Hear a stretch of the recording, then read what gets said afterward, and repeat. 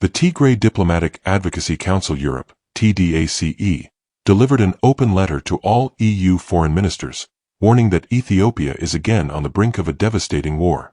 The letter was dated November 11, 2025. Open letter to EU foreign ministers and institutions. To H.E. Kaya Kallas, High Representative of the Union for Foreign Affairs and Security Policy. The Foreign Ministers of the European Union Member States. CC, EEAS Horn of Africa Division, EU Special Representative Dr. Annette Weber. Subject, Evidence of Material Breaches of the Pretoria Agreement, COHA, and Regional Destabilization Risks. Your Excellencies. The Tigray Diplomatic Advocacy Council, TDAC-E, submits this evidentiary dossier documenting material breaches of the November 2, 2022, Cessation of Hostilities Agreement, COHA, by the Federal Democratic Republic of Ethiopia, FDRE. The resumption of kinetic air operations on November 7, 2025, and the mobilization of federally backed proxy forces in western and southern Tigray constitute a repudiation of the Pretoria peace architecture. 1. Political escalation and legal revisionism. The Simret strategy.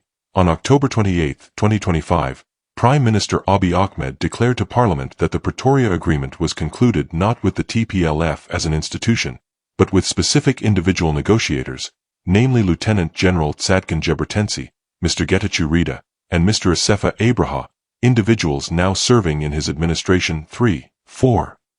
This statement is a deliberate act of political and legal revisionism, as the COHA was explicitly signed by the FDRE and the Tigray People's Liberation Front, TPLF. This aligns with NIB's May 2025 decision to strip the TPLF of party status. 14.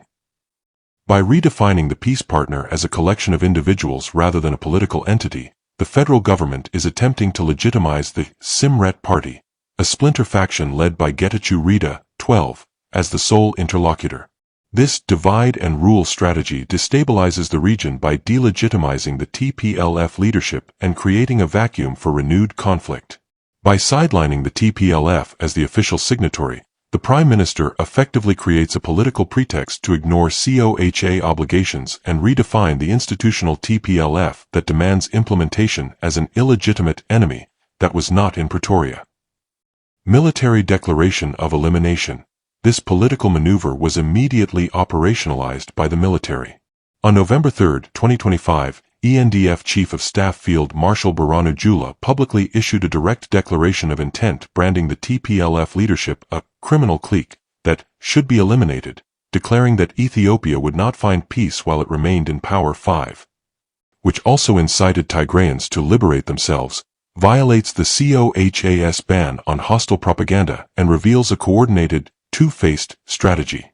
PM Abiy, political, offers a narrative of peace, claiming the deal was with individuals now in his administration. The army chief, military, delivers the real directive, treating the TPLF leadership as the enemy to be removed. This is a synchronized pincer move designed to justify a new war against the COHA's signatory, the TPLF. The resumption of dehumanization language. Field Marshal Jula's call to eliminate the TPLF clique is not merely inflammatory. It is a direct and alarming echo of the genocidal language documented at the height of the 2020-2022 war. This rhetoric must be understood in the context of EU Special Envoy Pekka Haavisto's June 18, 2021 report, in which he stated that Ethiopian leaders had privately told him they intended to wipe out the Tigrayans for 100 years. 6. The resumption of this specific, dehumanizing narrative by the highest-ranking officer in the Ethiopian military signals that the political and ideological conditions that enabled past mass atrocities are not only the measures set out below on occupied territories and political dialogue. 5. Guarantee constitutional restoration. Establish a mechanism to fully restore constitutional order in all occupied territories, per COHA Articles 6 and 10. Including the immediate and verified withdrawal of all armed actors from western and southern Tigray, recognition of the pre-war administrative status quo as the basis for the return of 878,000 IDPs, and an EU policy that any unilateral annexation, displacement-era referendums, or forced demographic change constitutes a material breach that triggers concrete diplomatic and economic consequences.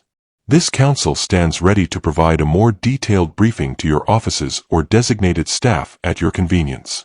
We thank you for your attention to this grave matter. Respectfully, Tigray Diplomatic Advocacy Council, Europe, TDAC-E, a unified voice for advocacy, diplomacy, and justice. November 11, 2025.